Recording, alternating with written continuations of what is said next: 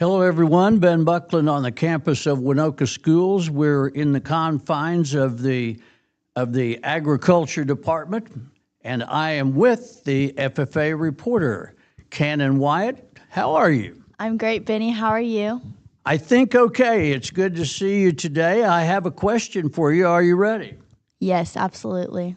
When you got the job of reporter for the Waynoka FFA, did you know that that was going to be the hardest job of all of the offices?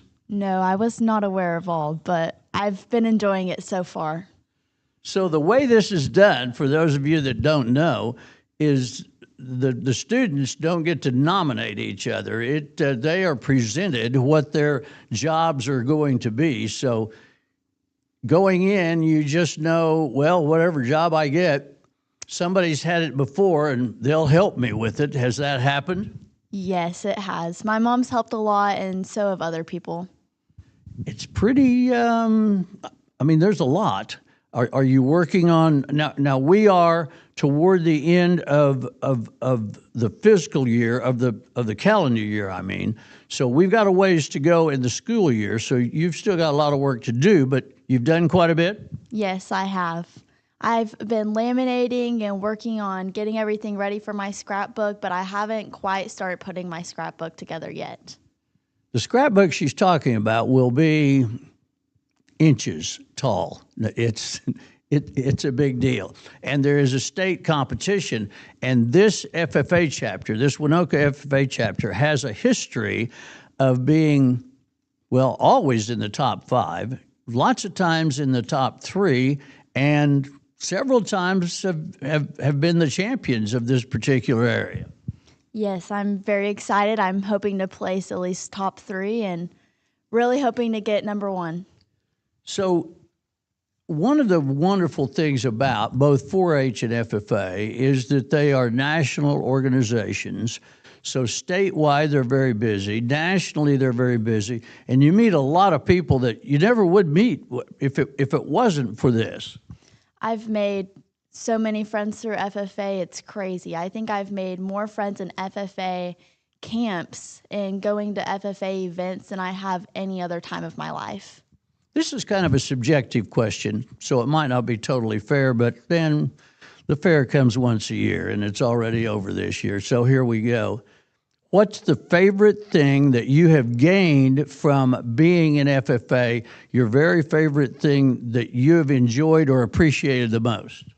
Definitely being more social and having more communication skills. FFA has helped me be more open and really just get out there and be able to communicate with others well. But I also really love the friendships it's brought me.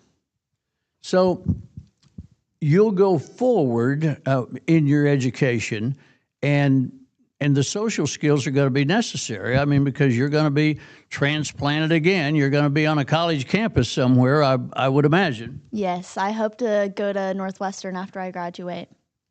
What do you want to pursue? What kind of a background? What kind of a major are you going to be looking at? I'm thinking maybe a social marketing or just a business degree. Excellent. Yeah, you'd be great at that. So the family is big at FFA. You already said one of the first things you said, I think in your first sentence, is my mom has helped me a lot. Yes, she's helped me so much. She's helped carry me through this whole process. Because probably she's done some of it in the past and kind of knows the walk that you're now walking. Is that right? Yes, it is. Okay, so I've asked you all these questions. You've answered them pretty well, as near as I can tell. So do you have any questions for me? I do, actually. Oh. So you know how you're really big on this whole radio thing. Well, I was wondering how you got started in the radio business. That's okay. You sure you want to know that? Yes. Okay. When I began in media, radio and TV, it was different in that it's governed still by the FCC, and the F is federal, so everything is federal. When I began, you had to have a certification to be in a radio station and to work on a radio station. And I went to the radio station in my hometown, and they said, well, you have to have this certification. So I ran away from home and went to that school and got the certification. I wouldn't recommend that you follow in my steps, Cannon. There's a better way to do this. Well, And also, let me add one other thing. In the Clinton administration, all that regulation was done away with. So you don't have to have those certifications anymore. You just walk in the door and apply, and if they need you, then they'll hire you. But at the time, it seemed like a good idea, so I did it. I don't know if this has happened to you, but when I was younger, I had several things that I thought were really good ideas that, well, I could rethink maybe. Are you glad you went through this process, though, of becoming a radio guy and getting your dreams? Oh, without a doubt. And you're talking about maybe pursuing in management or, and actually, you would do really well on the air. And as a matter of fact, one of the national stations that is looking particularly for females with a background in agriculture is the TV channel RFD. Are you familiar with the rural channel nationally?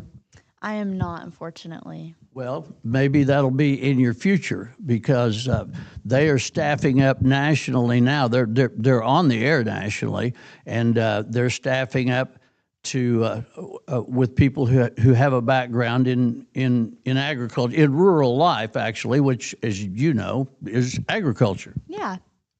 So I'm glad because I was 16 when I did that.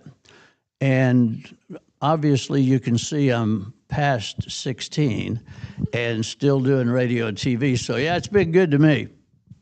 Well, Benny, I was wondering, since we are doing an FFA interview, were you involved in FFA in high school?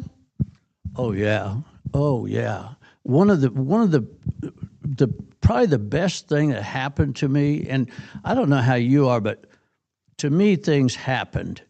I mean, it wasn't like I planned and then we conquered. It's just bat your eyes and it happened. There was a category of speech contests that was sponsored by the National Banking Organization, national banks. And I entered that competition as a freshman in FFA in Waynoka and won it.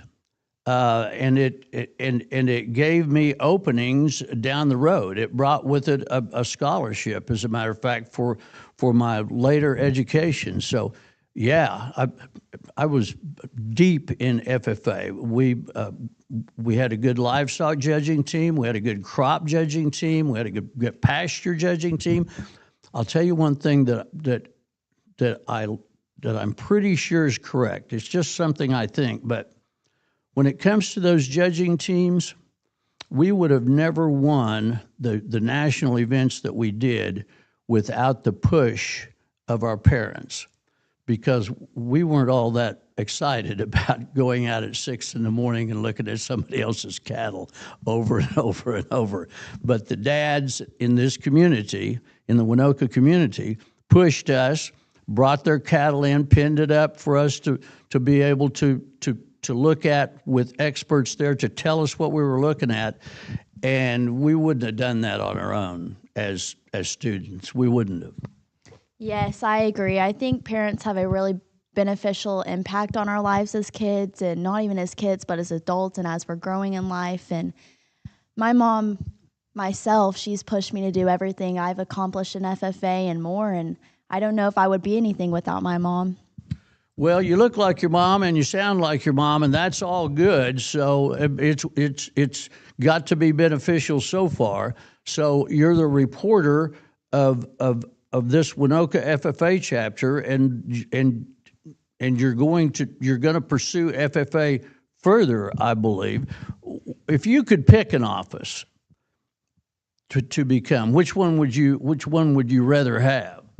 I would definitely rather have president, but I'm happy for any place given. Any place is a chance to prove yourself and make improvements in life, but I definitely think I have the leadership skills and just the ability to help our team grow and just work together with everybody. What do you think is the most needed leadership skill? Communication. Without communication, you have nothing. You can sit there and throw hand signs at each other all day, but nobody will ever know what you're talking about. Everybody would be lost. Communication is the absolute best skill you possibly have to have. I cannot tell you how many radio and TV stations I've worked in where we would be in a staff meeting with some kind of a huge problem, and somebody would say, "Nobody communicates around here." We're in the communication business, for heaven's sakes, and we don't always communicate well. Yes, I'm afraid that sometimes happens. Yeah, it does. It does. And usually the culture is what guides an organization. Usually there is a past management or a past ownership or a past mentor that the group, without really thinking about it, goes back to that culture and does what that group organization would have done in the beginning. So the stuff that you're doing, and I use stuff as a technical term, the stuff that you're doing is laying down a pattern for the people that are going to come before you. And if the pattern's all junk, then that's what the rest of them are going to do when they get there. But if what you're laying down works, then that's where the quandary comes from. And it is a quandary sometimes when you say, well, why do we do this? Well, because we've always done it this way. And that seems like a negative. But why have we always done it this way? Because it worked from the beginning to right now, so let's do it again. Those are the arguments that you have in those boardrooms that seem to, what is it? A committee, a camel is a horse that was put together by a committee. So sometimes committees go backwards a little bit before they can go forward. Yes, that is right. So am I back to asking, or is it you still got some more questions? I might have a few more questions, and if it's okay with you, would you be fine if I listed down a few things that the Waynoka FFA has coming up? Oh, I should have asked that. Let me ask the reporter this question. Cannon, what things do you have coming up here at the Waynoka FFA? On January 19th, we have the trophy auction, which starts at 6:30 p.m. And then following in January, we also have the local show on January 31st at 10 a.m. In February, we'll follow along with districts. The 15th will be barrows, and the 24th will be sheep and goats. County is the 9th and 10th of February. We'll also have pigs and cattle on the 9th and sheep and goats to follow along on the 10th. And then everybody knows the best, OIE, starts March 10th and continues through on March 20th. Here's a little theory that I have. See if you agree with it.